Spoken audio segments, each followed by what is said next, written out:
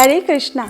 વિંદમ હરે કૃષ્ણ તમને અને તમારા પરિવારજનોને આ વર્ષના સૌથી મોટા અને ખાસ આયોજન કૃષ્ણ જન્માષ્ટમી માટે ભાવભીનું આમંત્રણ આપે છે. જેમ કે તમે જાણો છો, જન્માષ્ટમી એ શ્રી કૃષ્ણનો જન્મદિવસ છે અને આ દિવસ ખૂબ જ હર્ષ અને ઉલ્લાસથી ઉજવાય છે.